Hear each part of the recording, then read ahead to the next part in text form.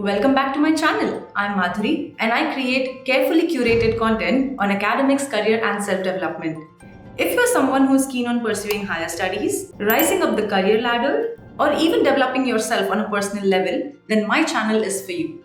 Subscribe now for pro tips and unbiased views, and don't forget to click on the bell icon to get notified when new videos are published. Today's topic is extracurriculars for master's admissions, the dreaded doom that most applicants worry about.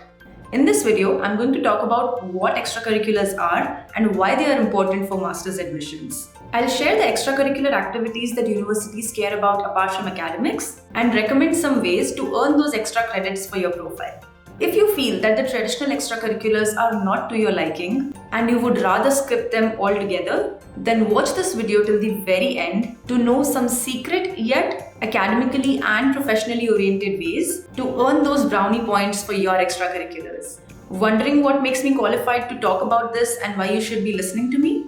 I was an applicant who went through this process and graduated from the Indian School of Business. But most importantly, I have served on admission interview panels, so I know what factors you'll be evaluated on. Click here or the link mentioned in the description box to understand why I am sharing all of this with you.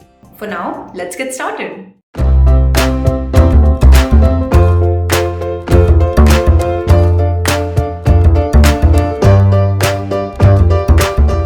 The first question I get from students who reach out to me for one-on-one consultations is, do extracurriculars even matter? Well, they do and they don't. In one of my previous videos on how universities evaluate applicants and how you can build a strong profile for masters, I had mentioned that when admission committees evaluate your application, they focus on two major things, your academics and your extracurriculars. So yes, extracurriculars form an integral part of your application and your profile. But they matter the most when your ACADS are on the lower side or your GRE GMAT scores are not up to the mark. Before we get into which extracurriculars make a difference, let's first understand what extracurriculars are and why they are important. Extracurriculars are any activities or initiatives that you indulge in apart from your school courses and work tasks. I do want to remind you that running errands for your mom does not, unfortunately, count as an extracurricular activity. Extracurriculars could be anything that help you grow holistically and professionally. For example, sports, arts, clubs, social work, and even certifications. Admission committees care about extracurriculars because they showcase your artistic side, your creativity, your time management skills, your ability to multitask and manage activities alongside your work, your organization skills, your leadership, people management and delegation skills, especially where you would have led groups of people towards achieving tasks either in academia or in the professional world or even both. When we talk of social work, it adds a personable aspect to your profile, showcasing that you are more than yourself. You care about giving back to the society and contributing to the betterment of those around you. These are the exact skills and responsibilities that you would be owning as you start into your new roles after graduating from your masters. So extracurriculars speak volumes about your readiness to embark on your post-graduation role and the positive impact that you'll be creating on the society. That's why these activities and initiatives matter and admissions committee care about them. But it's virtually impossible to do everything that I mentioned just now. So which extracurriculars should you focus on? My advice is to check out the websites of your chosen colleges and read various pages of their website thoroughly to see whether they have hinted in any way what they care about the most. Look at class profiles to gauge what personality traits and leadership readiness your chosen universities are looking for in candidates. Accordingly, pick your extracurriculars and focus on them. There are many ways to indulge in these activities and gain some credits for your extracurriculars. For example, for sports, you could participate in school, college, or corporate sports competitions for any sport of your choice and maybe win a tournament or two. And if you're already at an efficient level, you could even start teaching your choice of sports to kids in your society, family, and community centers. For social service, you could volunteer at any NGO of your choice and contribute to your area of interest. You can teach underprivileged children, support residents of old age homes, upskill youth from financially challenged backgrounds to make them career ready, help with tree plantations, visit rural areas with medical practitioners when they go on their rounds. So basically, anything that interests you in the social sector will be a good start. For arts, you could yourself do some certifications or courses, online or in person, and even teach learners of any age in your vicinity or online. Start a blog or social media page to share your talent and even sell some of your artworks too. If you would like to discuss your specific case in detail and seek my recommendation on the various options to add extracurriculars to your profile, write to me via the link mentioned in the description box.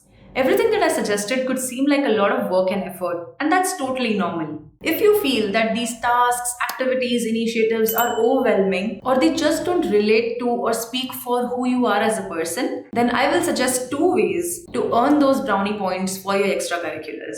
First is to rack up your GRE GMAT scores. As I mentioned at the beginning of this video, extracurriculars will matter the most when your acads are low or your competitive exam scores are not up to the mark. A high score on your GRE or GMAT reduces the need for extraordinary extracurriculars on your profile. It is totally possible to aim for a high score in a short span of time. You can view this video on my GMAT journey to gain some motivation if you would like. Having gone through the process myself, I know that traditional exam prep can get tiring at times, and it can become difficult to track how much progress you are making while studying. EdGames provides a fun and engaging way to test your prep. They have various levels of challenges set up in a gaming format, with the difficulty of questions rising as you progress across levels. You can even do a face-off with other learners on EdGames and get that adrenaline rush with some healthy competition. Whatever method you choose on EdGames, you will be learning all along. Check out EdGames' website via the link mentioned in the description box. The second way is to gain experience in the field or role that you want to get into after your masters. Say all your engineering experience till date has been in C++, but the role that you want to get into after your masters will require you to code in Python. In this case, you will need to cover some courses and certifications online to get acquainted with Python, or better yet, work as an intern or volunteer in your own company or other small firms with teams that work on Python. They will get an extra hand, and you will get to add to your resume that you assisted XYZ team over and above your core job responsibilities. At the same time, you will learn a thing or two as well and upskill yourself. Similarly, let's say you are from an arts or commerce background and want to move into product management or marketing kind of roles after your masters. Pursuing courses and certifications related to these fields, or better yet, working as an intern or volunteering for small firms in these roles will get you that hands-on experience while also adding extracurriculars to your profile.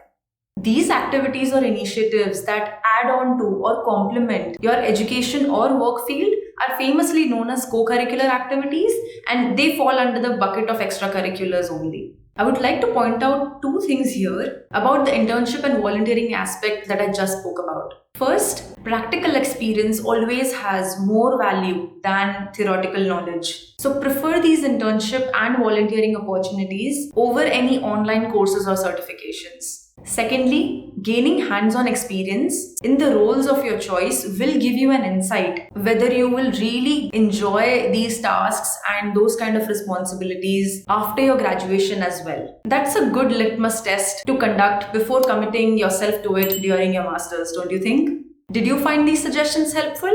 Let me know in the comments. If you would like my guidance with your GMAT, GRE, TOEFL prep, admission essays and SOPs, LORs, or even with mock interviews to prepare for your next round of admissions, please write to me via the link mentioned in the description box and I'll be more than happy to assist you.